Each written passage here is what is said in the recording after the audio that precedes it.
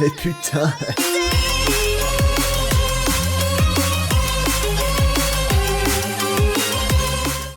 Eh bien bonjour YouTube, aujourd'hui on va parler d'un sujet qui est parfois méconnu, qui est très méconnu d'internet et qui est pourtant passionnant. Aujourd'hui je vais vous parler, comme je disais, de mon métier. Je vais vous parler de mon métier, donc si vous avez vu ma vidéo de présentation, je suis roboticien. Qu'est-ce que c'est un roboticien? Qu'est-ce qu'un robot? Qu'est-ce qu'un robot au final? Qu'est-ce que cela? Voilà. Je ne peux pas vous parler de mon métier sans avant vous parler du domaine dans lequel ça évolue. Moi, en tout cas, la robotique que je fais, c'est de la robotique industrielle. Donc, c'est-à-dire que je m'occupe des robots qui font les chaînes de production, qui font les opérations à la chaîne, etc. On appelle ça de la machine spéciale.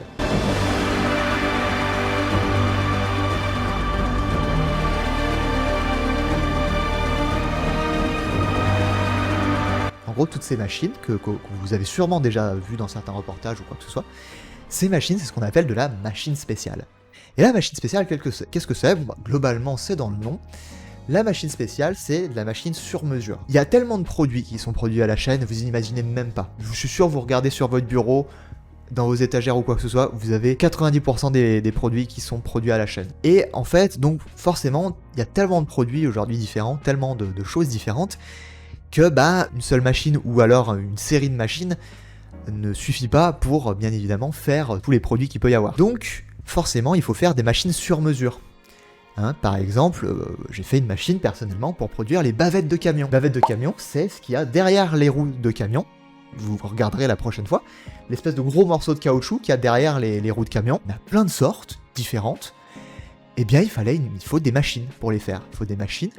Et une machine qui peut faire des bavettes de camion, eh ben, elle peut pas faire des petites cuillères, par exemple, j'en sais rien. Donc, il faut des machines, ce qu'on appelle des machines spéciales. Et moi, je travaille dans une entreprise qui fabrique ces machines-là. Donc, comment ça se passe?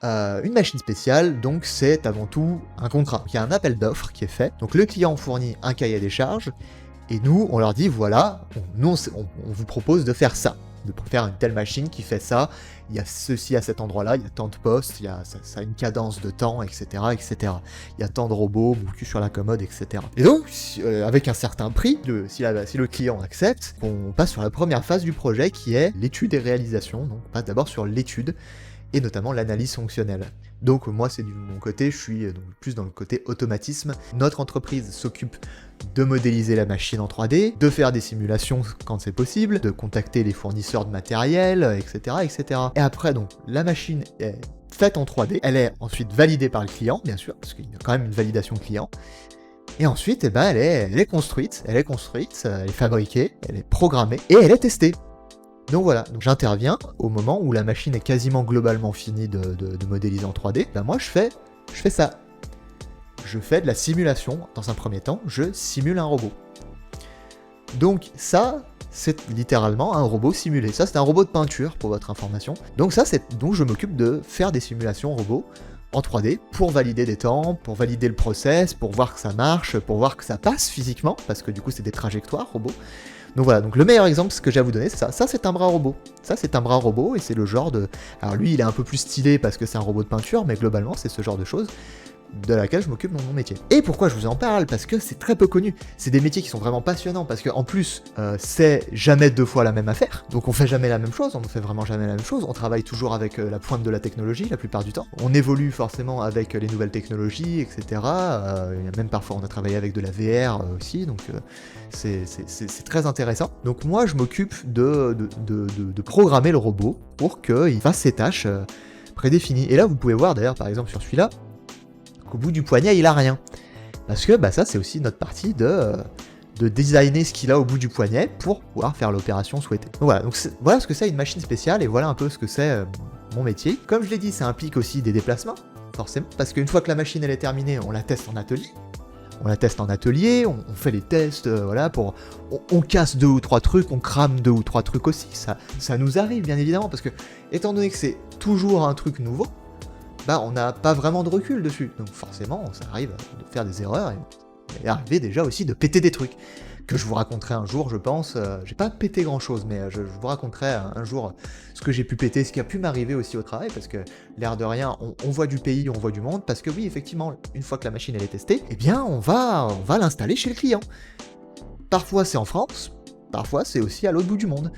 Donc c'est aussi ça qui a un côté intéressant, par contre faut aimer. C'est intéressant parce que ça permet de voir plein d'entreprises, ça permet de découvrir un monde, le monde de l'industrie qui a ses défauts, hein. Je vous l'accorde, le monde de l'industrie c'est pas toujours rose, mais il y a vraiment des choses incroyables dans le monde de l'industrie que personne, qu'on voit très peu je trouve, qu'on voit trop peu.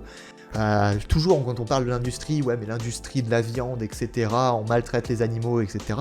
Oui, ça existe, mais il y a tellement plein de choses beaucoup plus belles, beaucoup plus intéressantes dans l'industrie, qui font que c'est quand même un monde assez magnifique, assez intéressant, que je trouve dommage qu'on ne relève pas un peu plus ces points. Donc voilà, donc moi je baigne là-dedans, je vois des machines qui font des choses diverses et variées, vraiment on passe vraiment du coq à l'âne hein, des fois. Et donc moi voilà, je programme le robot, j'étudie le ou les robots de plusieurs marques, car chaque marque a son langage, entre guillemets, chaque marque de robot a son langage. L'avantage aussi, ce qui est aussi très sympa dans ces métiers-là, c'est que c'est vachement polyvalent. Donc on touche à pas mal de choses, on touche à plusieurs marques de robots, à des automates, à plein de matériel différents, de l'électricité, on fait un peu de mécanique vite fait, enfin on touche vraiment à plein de choses et c'est vraiment très polyvalent, c'est pour ça que c'est hyper intéressant. Et je trouve que c'est dommage qu'on n'en parle pas plus. Voilà, si vous avez d'ailleurs des questions vis-à-vis de tout ça, vis-à-vis de ce métier, n'hésitez pas à me les poser en commentaire. Par contre, il y a des préjugés, enfin notamment un gros, que je trouve dommage. Quand je disais, ouais je fais ce métier-là, je suis roboticien, je mets en place des robots dans des chaînes de production, on m'a dit, ah ouais mais tu piques le boulot des gens en fait, tu mets des gens au chômage en fait. Alors non, et je vais vous expliquer pourquoi. Dans, on va dire, 99% des cas, c'est faux. Je vais vous expliquer pourquoi et je vais vous citer un exemple. On remplace vraiment une personne la plupart du temps, mais après, la personne qui était à ce poste-là s'occupe de gérer la cellule. S'occupe de gérer la cellule robotisée, s'occupe de gérer la machine, de la redémarrer s'il y a un défaut, d'être en sortie pour récupérer les produits. Ça, voilà, c'est très rare qu'un robot mette quelqu'un au chômage. Parce qu'après, derrière, en fait, il va s'en occuper de ce robot. On va simplifier son travail. Parce que les robots, qu'est-ce qu'ils font ? Des tâches chiantes, des tâches répétitives et des tâches, ouais, mauvaises pour la santé, littéralement. Un robot, il travaille 24 heures sur 24, il ne prend pas de congé, il ne prend pas d'arrêt maladie, il ne prend pas de congé paternité, de congé maternité, ce que vous voulez.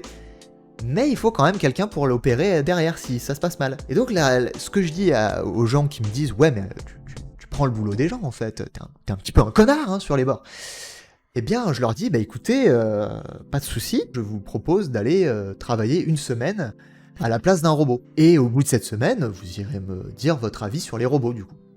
Parce que, bah, c'est des tâches vraiment de merde, hein. C'est tout répétitif au possible, c'est mauvais, dans des positions dégueulasses des fois, parfois même dangereuses, hein, au contact de presse à injecter, des trucs dangereux, des lames coupantes, Donc voilà. Donc je vais citer un exemple maintenant. J'avais un collègue qui est allé installer le tout premier robot d'une industrie. Tout premier, c'était dans une forge. Les mecs l'ont regardé forcément d'un regard noir en disant « Putain, il va nous piquer notre travail, qui c'est qui va sauter un regard noir, dédaigneux, il a installé le premier robot, et il est revenu quelques mois après pour en installer deux autres. Et ben les mecs, ils sont venus vers lui, ils lui ont dit bah putain, on produit mieux et plus vite. Et personne n'a sauté, on a augmenté notre productivité même, on produit plus, donc on s'est limite, on a dû même s'agrandir. Donc même outre le fait de dire que non seulement ça n'enlève pas d'emploi, en plus, ça peut en créer aussi.